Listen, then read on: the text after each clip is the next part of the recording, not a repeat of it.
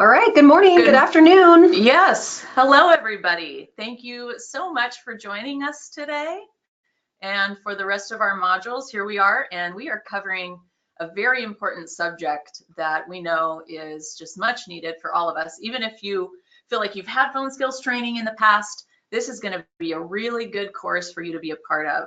We're going to get into some really great stuff for you guys while you're with us. Yes, and for those of you who are new to us, we just want to thank you for joining us. I know our dear friends at Jasper had spread the word about this program very well. And if you're not aware, I'm Jen Moncluse. And I'm Doris Barnes, and we're with Elite, obviously.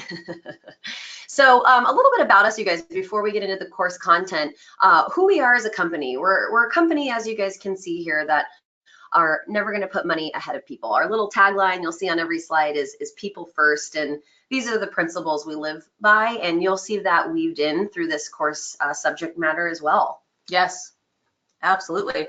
Our course objective is to help you improve your phone skills so that you can increase your car counts and sales in the most professional and ethical way. That's what we're going to be covering for the next 2 weeks. So just to give you guys a brief overview of what we will be discussing with you guys is we've got, I want to make sure I'm not missing one of them, there it is. We've got a lot of information to share with you. This week, Doris and I would like to cover the 2 topics, understanding your callers. We're going to give you guys a lot of psychology behind that premise, developing the right systems, which we got to have systems in place first before we can really nail it with our phone skills. And then we're going to talk about what those skills are, how to develop them, especially those difficult callers. We could call them price shoppers, right? Newbies giving you a ring. We're going to offer you guys tips in the next couple of weeks, and then of course leave you with some really good follow-up on skill development and what you can do moving forward. Yes, and our phone skills are so critical to our success as a business, because that in most cases is the very first impression that someone's going to have of your company.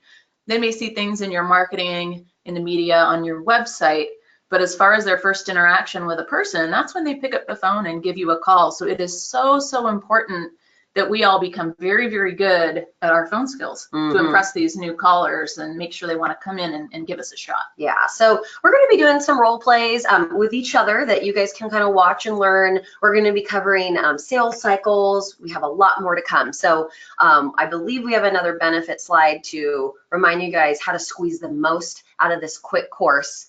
First and foremost, let's make sure, if it's not today, moving forward, we're in an uninterrupted space. I'm hoping you guys can give us your undivided attention for the next 42 minutes or so. Yes, yeah, take really good notes. You're going to hear a lot of things that are going to benefit you. We're encouraging you to make sure to really tune in. You will get a recorded link for this so you can go back and watch if you missed anything. But yeah, like Jen said, give us your undivided attention while we're here, and we'll help. And please keep an open mind. We will be giving you an opportunity to actually type in questions. So if there's anything, any tips or techniques that we're sharing with you guys for the next 2 weeks that you think, I don't know about that, or I question that, save those questions for later. But we're going to ask you at first to keep an open mind. Don't just naturally dismiss any of our encouraged ways of going about phone skills. The most successful people we deal with are the ones that do bullet point number 3 here really well. Yes, and for those of you that are new to Elite, we've been doing this and teaching sales training to our industry that's really ethics centered, and phone skills training that works extraordinarily well, even in the transmission industry where you have to be so good to get that customer to come in, for 28 years, a long time. And so this stuff is tried and true, and we know it's going to work for you as well. So yes, keep an open mind. There are things that you go, oh my gosh, I just don't understand yet, or it's just not sitting well with me. We've done it this way for so many years. Write it down, and we're here to help you. If you have any questions, you can always reach out. Also, there will be that panel we mentioned, and there is a little yellow orange button that is your control panel. You guys can expand that, you can close it, but you may want to play around with that. There should be a section where you guys will see later that you can insert your questions and make sure that we've definitely seen you raise your hand there per se. So make sure that you use that control panel, or just hide it if it's distracting you for now. Okay. All right. Here we are, session 1. So today we're going to be talking about understanding your colors and developing the right systems. Yeah. So to get into that, we just want to scratch the surface of understanding your callers in a psychological manner. I want you guys to really understand not even just callers, but how people's minds work. And so you guys can have a better grasp for what the other person on the other end of the phone might be thinking and how your behaviors will actually influence that. So let's talk about how people are influenced first. Yes.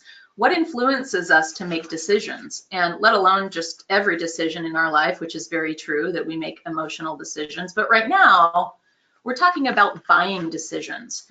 And people, when they're calling your shop for the first time, guess what? They have to buy you, they have to buy your company, and they have to be sold on the fact that it's a good decision to come in, right?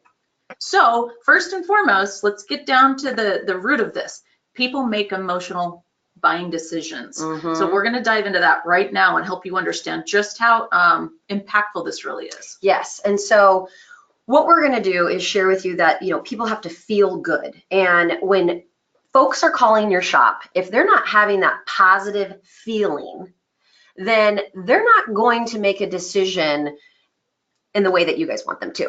If they're feeling like anything on their end is negative, just something's given them pause, they're not going to be in line with your way of thinking. Now, I want to say we had some slides for them, and I have to apologize. I don't think these are in the PowerPoints. Uh-oh. Yes. So we were going to give you guys 3 slides to show them, and they are not popping up right now. Huh, yes. That's interesting. Maybe they're going to come up after this, actually. Let's just double check. Yep, there they are. Okay. They're here. Woo, you guys, we're saved.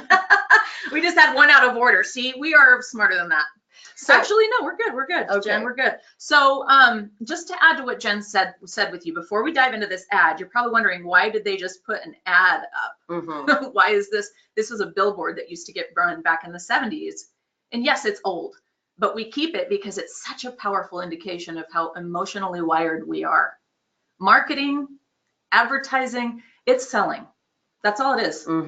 And these companies, when you look at companies like Liggett Meyer, who ran the Marlboro ads back then, they have billions of dollars to put into their marketing. And they have some really smart people that understand psychology and the human mind working for them. Do you guys agree to that? Yeah. Of course they do. These are not stupid people. So there's a lot that they're doing here to influence people on an emotional level to get them to buy the product. And here we have cigarettes. Yeah. Okay.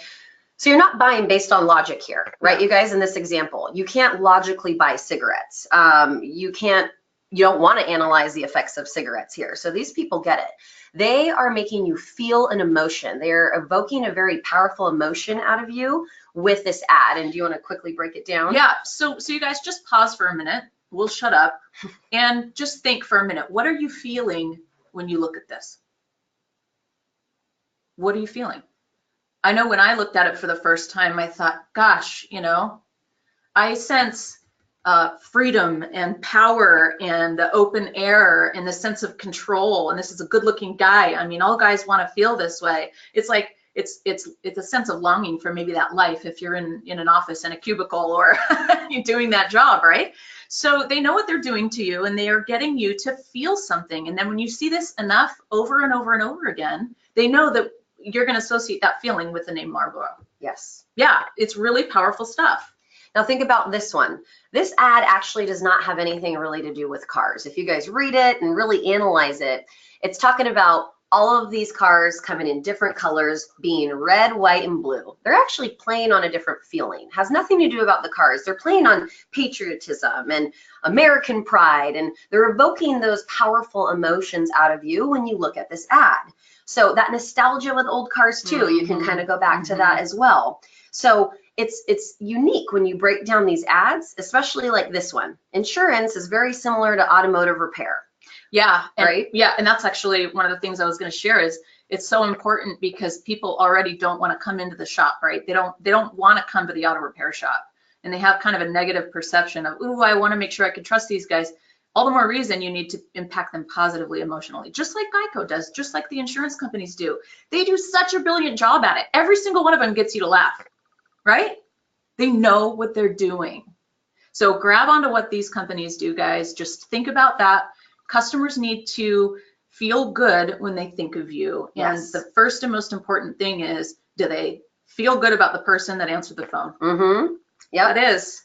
And we'll talk about this. People make emotional buying decisions before they make logical buying decisions. Right. So that feeling, just like the Geico lizard, you guys want to get these callers, people calling in smiling, feeling good that they've contacted the right place. So the person who's going to be able to do that is you. All right. These callers' levels of anxiety are high. You know, it's auto repair. You know, we have to fight that negative battle every day. So you have to do everything in your power to get them to like you, trust you, and view you as a credible expert. You're going to do that in the way you speak, you know, your pace, your tonality. We'll get into that in a second. Whether or not you're getting them smiling, all these things you need to be conscious of so they feel good when they're talking to your brand. Yes. Yes, well said, Jen. So next, and Jen mentioned tonality. It says your tonality will have the greatest impact on the caller. Mm-hmm. There it is. There it is.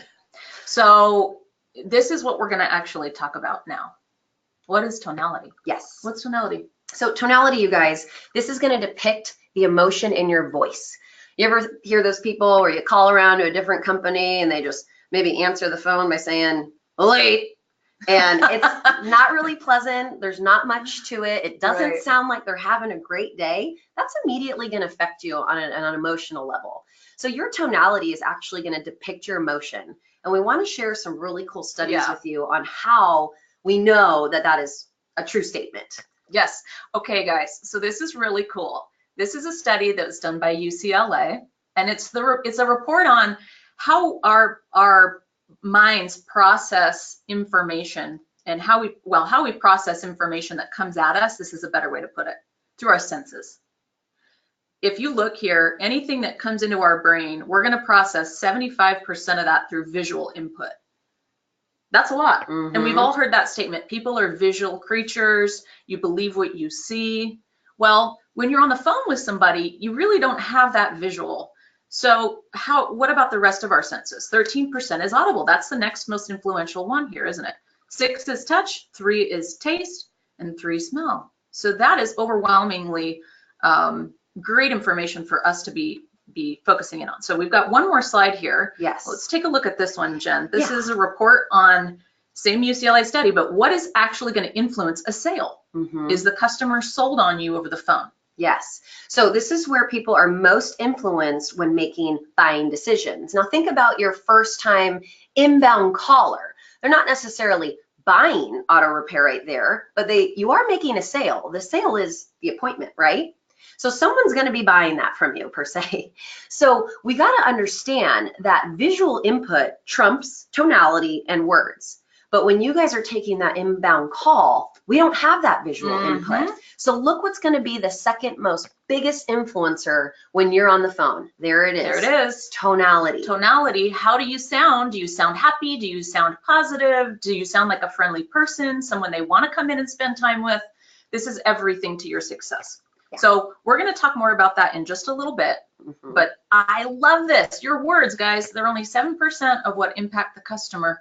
Man, you got to get good at tonality if you want to be a success on the phones. Right. And if you want to take it to another level, you guys, knowing that this 55% visual input is really impactful, use words or analogies or stories to paint that picture. Just a side note. Yes. Okay. We're still here on understanding your callers, and let's talk about this. It says, the reason many callers ask for a price right away, hey, I just want to call, I just need to get a price to do this transmission, is because they don't know what questions they should be asking otherwise. Yes. Think about that. You know, if I come into, let's say I go into Sears and I'm going to buy an appliance, I don't really know. I'm going to start looking. Let's say I haven't done any research yet. I'm going to start looking and I'm going to see something that looks really beautiful. It's stainless steel. I really like the way it looks. It's a brand I kind of know, and I'm going to say, how much does this cost? How much does this one cost? I don't know what else to ask you. I'm not the refrigerator expert. Yes. Right? And your callers are not the automotive repair expert. Right. So from this day forward, you guys, please promise us, even though someone might call in and the first thing out of their mouth is an inquiry about price, it doesn't truly mean that they're a definitive price shopper and Right. that's all they care about. So get that mindset out of your head. We're going to give you some tips to turn these people around, but just know this could be just a conversation starter. That is exactly what it is in most cases. It's just a way to start the conversation. Mm-hmm. And people do not make decisions based on price and price alone. You guys, you've got to get that in your head and be in a positive mindset here. They take into consideration how much time it's going to take, if it's convenient, perceived value that's there in the facility and the company, Mm-hmm. and if they feel comfortable. And that's going to be your job, right? So that's everything. So just always remember that. Yeah, people make emotional buying decisions, right? Yeah. So this caller we've established is going to be anxious, right? You guys, they're uncomfortable. So here are some tips we have in a quick bullet point fashion, just to remind you guys about simple things we might forget on the day-to-day. Mm-hmm. So when these calls come in, you guys can't be running around with your heads cut off. You yourself need to take a deep breath and slow down, okay? We've now established that these callers need to feel something positive before they make a decision. So take a deep breath and make sure they can hear that smile. I'm sure you guys have heard that before, smile Yes. over the phone. Yes. Yeah, they're going to like you based off of that smile is going to impact your tonality. Mm-hmm. Okay, so make sure that you do that. And convert the call. The objective is going to be to convert the call from one between advisor and caller to one between Doris and Jen. We're ideally going to want to get on a name-to-name basis. Yeah. Okay. If you've ever heard the term transactional, we don't want you guys to be transactional. Right. You know, you want to take it from caller and yourself to getting on a first name basis. I mean, that would be ideal. This way, you're building a quick relationship with them by using their name and using it often throughout the call. We don't want you guys to spend 3 minutes with them on the phone and then finally at the end, get their name. That's very transactional. It's almost like you've been talking to the stranger literally the entire time. Right. A little awkward. Right. Yeah. Dale Carnegie is a really great way to learn about people skills and leadership, et cetera, and sales. And he teaches us that the sweetest sound to someone is the sound of their name. So this is also a really great way to make people feel comfortable and to reduce their anxiety. Right. Now, what we recommend as far as your phone protocol goes is when you guys answer the phone, however that may be, whether it's the advisor or just front office personnel, answer every call with a greeting, of course, that identifies who's answering. So you're going to say your name, and you're actually going to end that greeting with a question versus a statement, right? Yes. Okay. So we don't, some sales trainers will say, well, you could end it with a statement and say, I can help you, versus how can I help you? Mm-hmm. So we want to, the reason we want it to end with a question is because it opens it up for the customer to tell you what's important to them. Mm-hmm. What is it that they need? So let's do a little mini I role would play on this. If I was the advisor, I would answer the phone thinking of everything we just discussed and say, thank you for calling Elite Auto Repair. This is Jen. How may I help you? Something simple like that. Yeah. Upbeat tonality. I've identified who I am. I've asked a question to get them started talking. I'm going to control this conversation, but now it's enticing them to talk back. Right. What do you think of Jen's tonality? It's pretty good, right? Hopefully. Yes, she did a great job. I like her already. All right, you guys. And we're going to do a lot more role play for you in the ensuing modules. Mm-hmm. So make sure you're with us for that. We're going to tie it all together. It's going to be really good. So next here, it says, listen intently to what your callers say. When they talk, their anxiety level will drop. Interesting. Mm-hmm. What's going on there? That's actually some psychology for you guys. That's a very true statement. The more people talk to you in the interaction, the more comfortable they start to feel. They'll begin to like you, and you'll start learning about what they truly need versus just taking control right away of the conversation and trying to steer it too soon. Yeah, and in a general sense, the more they talk about their needs, their problems, maybe they share a little bit more. Maybe you got a chatty Cathy on that phone call when they initially call in and they're telling you about work or stresses in their lives. The better you guys are at listening, the more they're going to like you. It's really ironic how that works. That's more Carnegie for you guys. Mm-hmm. All right. So Here we go. When asked for a price, you guys, be prepared to reduce their anxiety even further by saying, you know what, I'll be more than happy to help. All I need is a little bit of information. Yeah. So did you hear that? So they call in, say I'm just calling in, I need a price on, a Honda Civic for brakes, whatever it is. People don't know what else to ask, so they might start the conversation off by giving price. This is a great way to deaf ear it, we'll call it. So you're with tonality, just like Doris did a read. I'll be more than happy to help. That's sounding like you're very engaged, you're making them a priority, right? You're upbeat and really easy to deal with. And then you lead that with, all that I'll need is a little more information. So that caller's hearing, okay, this person can help me. They're gonna start doing some data collection. This is where you guys can start leading into controlling the conversation. Yes, and we'll show you just how to do that. So stay tuned for that. But that's the best way to answer that price question. Yeah. Just practice your tonality. Yeah, right out of the gates. So let's talk about systems now, right? Yes. We want to talk about how you guys need to have a clear understanding of your company's mission statement and why your shop is the best choice. We could literally talk about this bullet point number 1 for 3 days if we wanted to, but we'll be really short and sweet so you guys can start getting the wheels turning. You guys need to know what sets your shop apart from your competitors. And I'm just gonna tell you guys right now, it's not your ASC Master Certified Technicians certification. A lot of good shops in your area have those. Yep. It's not your loaner cars or your shuttles. A lot of good shops in your area have those. They also have really good equipment. They have a lot of things. They've probably been in business around the same time you guys have. So you're gonna have to come up with a message that sets your shop apart. Think about your unique features and draw that out to what's in it for the caller. Because let's be real, they're probably calling a few shops in your area, and whoever impresses them the most on that call makes them feel really good. 9 times out of 10, that's gonna be the shop they go to. You bet it is. So think about things like your people and what makes them special. Because if I'm a caller, I can't go down the road and get your people anywhere else. That is so, so key. So think about those things. Think about the principles you guys stand by. Think about ways you give back to the community. Think about the experience you're looking to create for the customer and share those things with the customer in a brief, succinct kind of a way. And this is something that we spend a lot of time training our advisors on when they come through our courses, is just how to create this message that's really going to wow people, put them at ease, and make them go, you know what, these are the right kind of people. Yeah. Forget price. These people are the right kind of people for me. Yeah, your transparency, your ethics, your principles. I can promise you guys, it's not going to be your warranty that you offer that's going to trump them in just coming to your shop. It's going to be the big picture stuff. So think about that. And if you have a mission statement, a lot of that messaging is already there. If your management team has created something like that, or a motto or a logo, perhaps. Yeah, so come up with your own message and have it in your back pocket and be prepared to use it. All right. Confidence building messages. Come up with these. Think of your positive online reviews that you've earned, community involvement, association with trusted brands. You know, are you AAA approved shop? Are you affiliated with Jasper? These are the kind of names that evoke trust in the industry.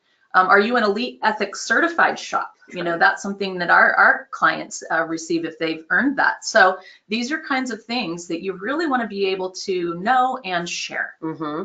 And then just some tips for the right kind of systems to have in place. Please be familiar with your website and all current promotions. A lot of people nowadays are Googling, right? And so they're gonna first be acknowledged through your website. This is where they're gonna find you, a lot of them. So if you guys are constantly updating the website, have promotions, seasonal items, make sure you're educated on that. That's really important. Make sure that you don't sound you know, like you're the wrong person to deal with. You want to be the right person to deal with, right? The next one says, make sure you have an adequate number of phone lines with professionally created on-hold messages. It's really unnerving as a customer when you call or caller and you hear silence or you hear some obnoxious music on the other end of the phone. So just consider, what is that going to look like? And this is something you need to meet with management about, right? Consider, do we need to make any improvements here? Right. And call recording services that meet with all legal requirements. So what we mean by this, you guys, is recordings obviously must fall in line with the laws in your states. I know they differ from state to state, but I'd love for you guys to have call recording services and systems in place where in any given day or month, you could pick up a few recorded calls and actually do an audit. Listen to yourself. You can use this as a training opportunity. Ask yourself, am I following the guidelines I learned from this phone skills course? How is my tonality? I mean, anything. You could do a little bit of a phone call recording review. And to get more people involved with that would be ideal. Have management listen in and give you some feedback as well. Not to mention, just a little side note on this, if you have a conversation with a customer and they authorize a service that maybe they come back to you and say they didn't, you have it on recording. So this is just a really good practice. You just need to make sure, like Jen said, to follow the laws in your state. Yeah, so good to have a system in place for that. And we know to be really effective over the phones, procedures need to be followed. It can't be something that you guys are just shooting from the hip and just guessing at when the phone call comes in. We're serious. I mean, you should have phone scripts or just protocols, maybe a bullet point checklist of some sort, something that keeps you guys in line with how to have an effective, efficient phone conversation. So I would really encourage you guys to come up with phone scripts that could be applicable to common calls. You can come up with a few different ones. Absolutely. Lead tracking forms too. What do we mean by lead tracking forms? So you want to get into the habit of noting and marking the calls that come in, the date and time it came in, the name of the person, and then whether or not they scheduled the appointment. Just keep it really simple, because what this will allow you to do as a company and also for your sales advisors is to watch your phone skills improve. Make sure that those callers are seeing the value in coming in to see you, and you want to start to really measure and monitor how many new leads are the people that are new to your company that are calling in for the first time. So that's how you want to look at a lead, okay? If it's a repeat customer calling to schedule a routine service, you don't need to track it on this form. But that's something that you want to meet with management about and make sure you're doing that. Phone scripts, we certainly supply these in our more advanced training, but come up with something that really works well for you. You're going to get a lot of the content you need from these modules, actually. Right. Yeah. And then relative to systems, you guys need to have a clear policy regarding who's to answer the phone and when. And we're going to talk about that in another slide, but especially during those high peak hours, morning, lunch, 5 o'clock, end of day for most folks, we got to talk about a policy and system in place as to what's everyone's goal on the phone and when that's going to be obtained. Yes. And number 8, voice recorders for call review and role play sessions. So the best way as advisors that we're going to improve our phone skills is to listen. It's to listen to how we sound. And if you don't have a call recording system set up, in a lot of cases, those are only going to record the incoming calls anyways, I think in most cases. So record yourself. If you pick up the phone and make a call, if somebody's calling you, make sure you get that down, review them regularly, and schedule some role play sessions with your peers and really work to improve.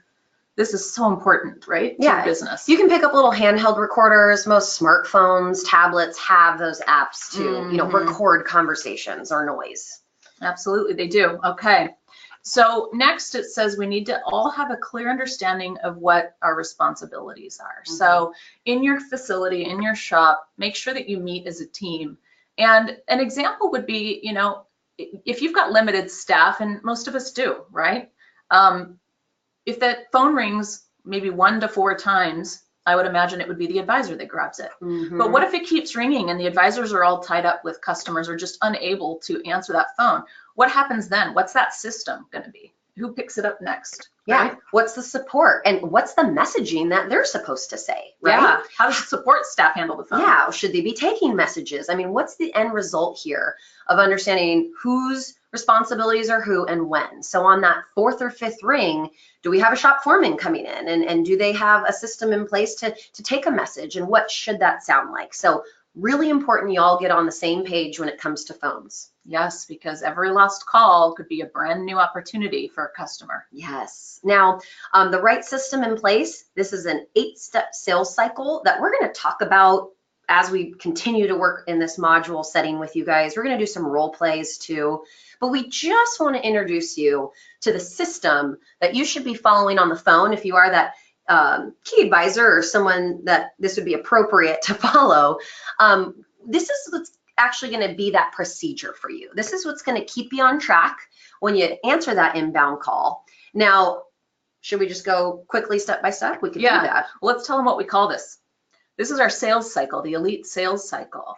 And when you're selling service, selling repair, engaging your customer as a walk-in or somebody that drops their vehicle off for an appointment, you're always following this. You're following this anytime you're making a sale. But what we want to do here, guys, these 8 steps, is we want to help you understand that over the phone, you have to follow every single one of these 8 steps in order to be successful at the sale. Yeah. What's the sale again? The appointment. The appointment is the sale. We want to get that, right? Yeah. So let's definitely, Jen will break these down for you and help you understand exactly how you're doing that with a first-time caller. Yeah, first-time caller, okay? We'll just paint that picture of the scenario.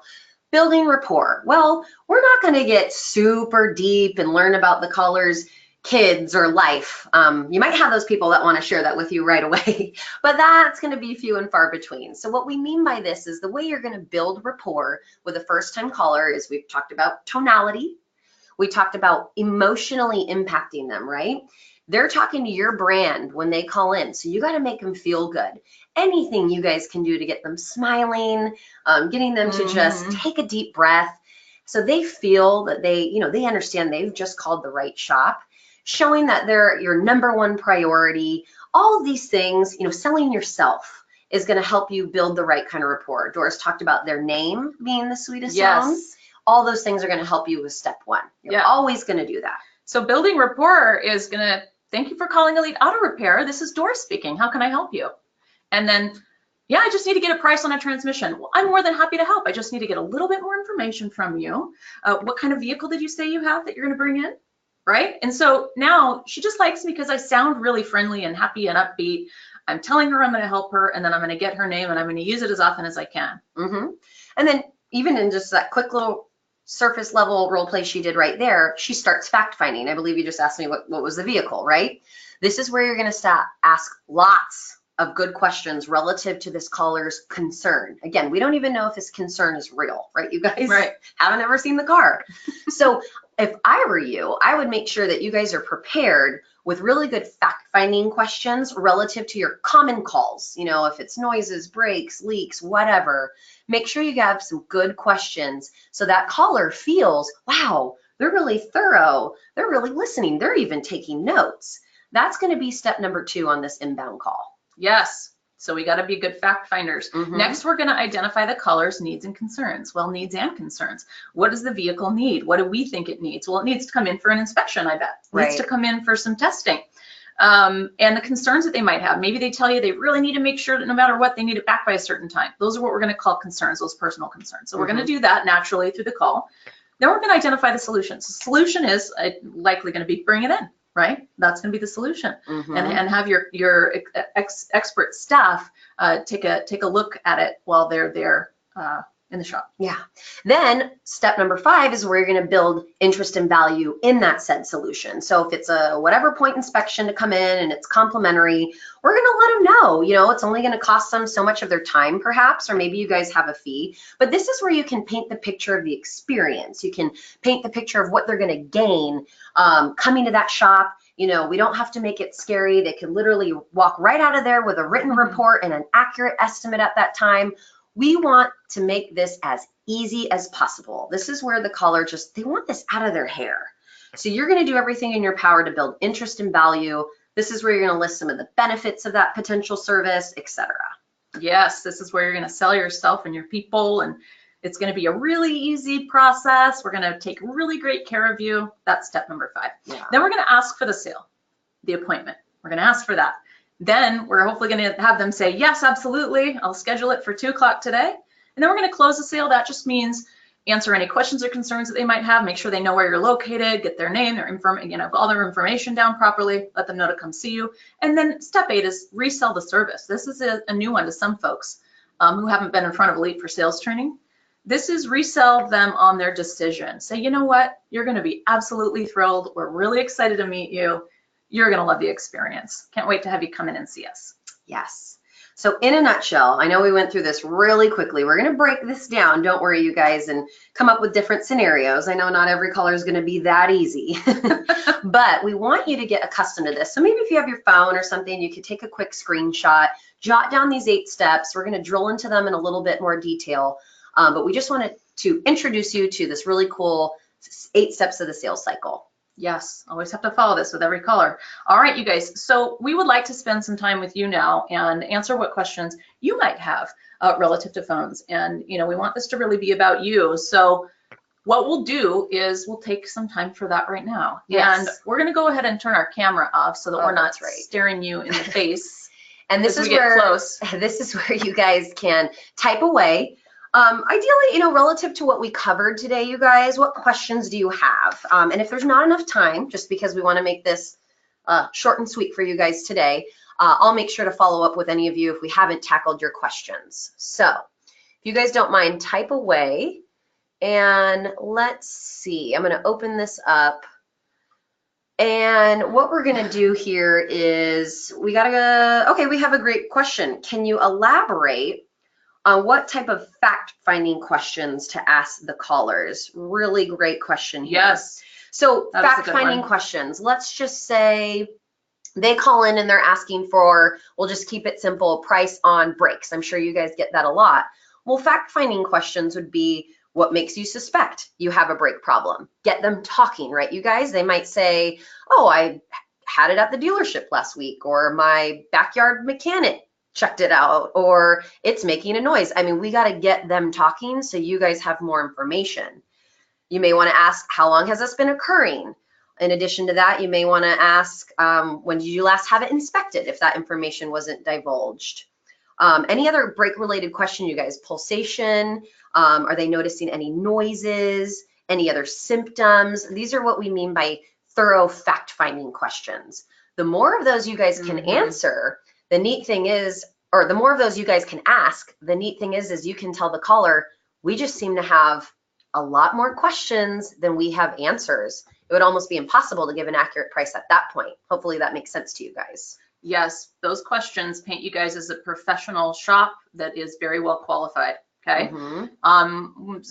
Bill, thanks for asking. You want like a little more detail on what reselling the appointment mean, or reselling that? Yes, so absolutely, we'd be happy to help with that. So that resell, as we like to call it, is a way to really end that that communication with that first-time caller on a very confident, positive note. Let them know, you know, it's kind of like when we make any decision and we're just unsure, you know, am I going the right way? And you're talking to a friend or a family member and you're wanting to get their advice. And they tell you, you know what, Bill, I really think that I think you should make this decision. This is what I think you should do. And you go, okay, you know what? Thank you. I really needed that. I needed to make sure I was making the right decision. And they say, you know what? I really believe you are. I know you, Bill, and this is really the best choice for you. It gives you that, you take a deep breath and you go, you know what? Yeah, I think I am. I think if I'm the caller, I'm going to say, you know what? I think I am with the right people. You know, they seem to really be professional. I really like this person. They told me the experience is going to be really, really pleasant. And you know what? All right, I'm coming in. So that's that confident, we call it resell. You made a great choice. Yeah, hopefully that makes sense. Another great question that came in most facilities, who normally is answering the phones? The advisor?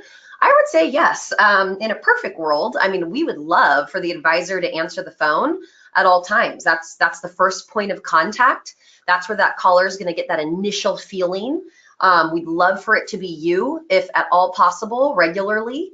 If it's not, which is not bad, I would just make sure anyone else who's answering the phone is properly trained and making sure they understand what we're teaching you guys in this module to give that caller that great first impression.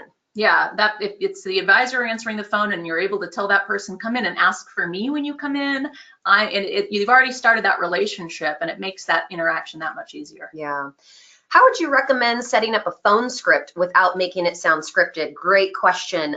First, we got to start by putting something on paper. I mean, it is going to be a word track, you guys, but I can promise you, the more you practice it, maybe listen to those calls, role play it with someone in the shop or a loved one at home repetitiously. it will become muscle memory.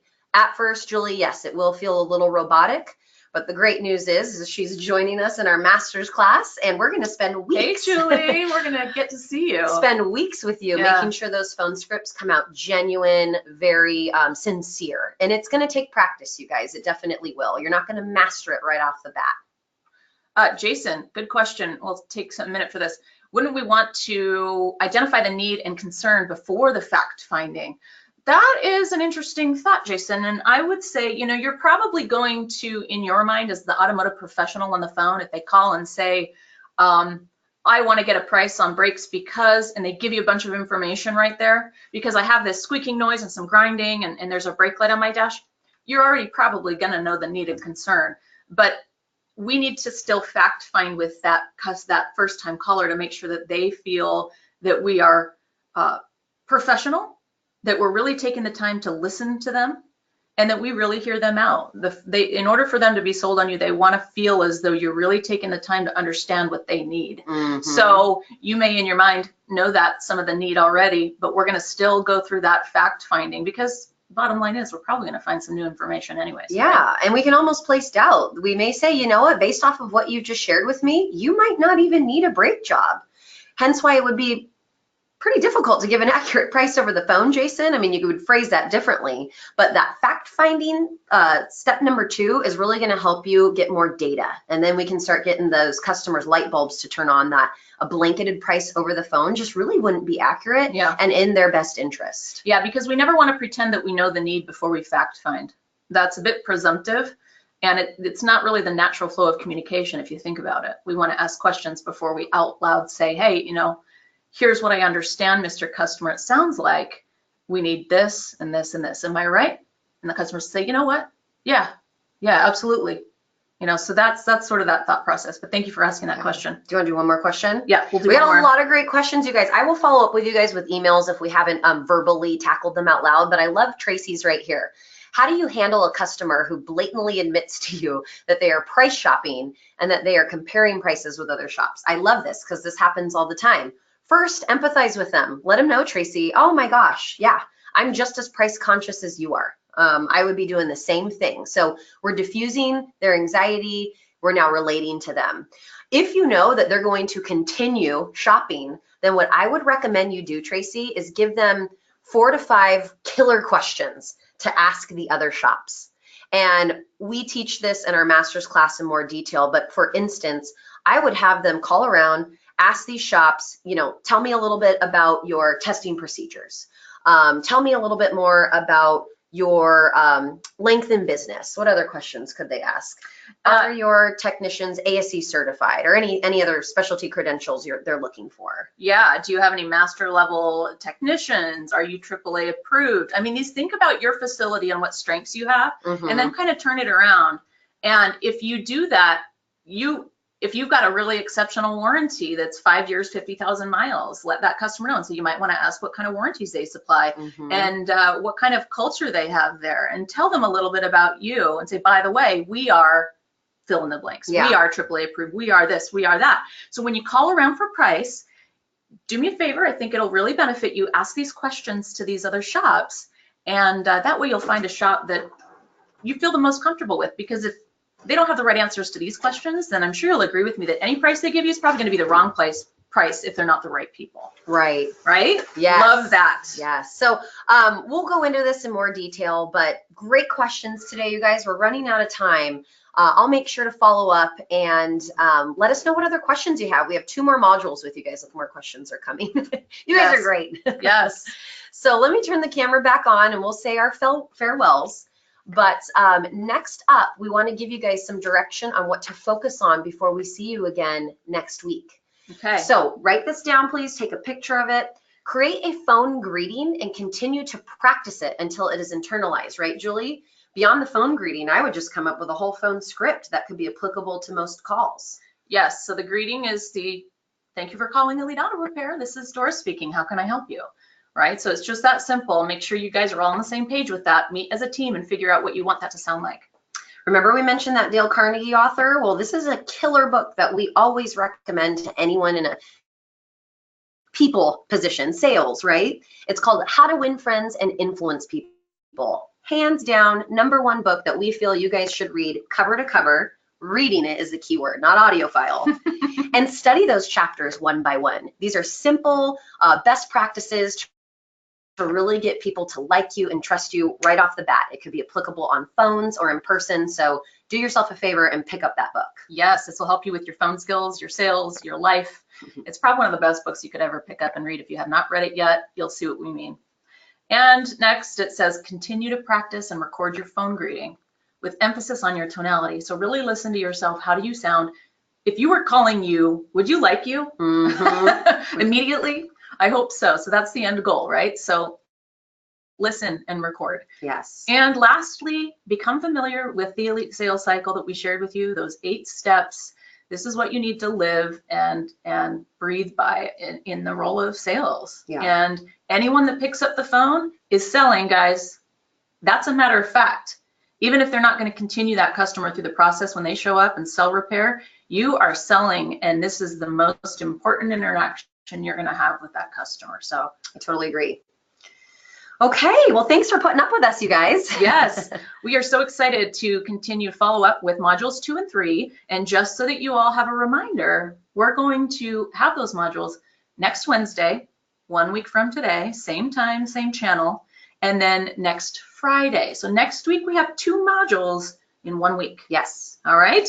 And again, if you can't be there live, we're going to send a recording after each module. So check out your emails by end of the evening. You should be getting communication from Elite with the access code to watch that later. Indeed. Yeah. All right. Thanks so much, Jasper. Thanks, team. Thanks to everybody who's here. And there we go. There's our screen. It came back. Thanks for joining us. See you guys next week, next Wednesday. Bye-bye. Have a great week.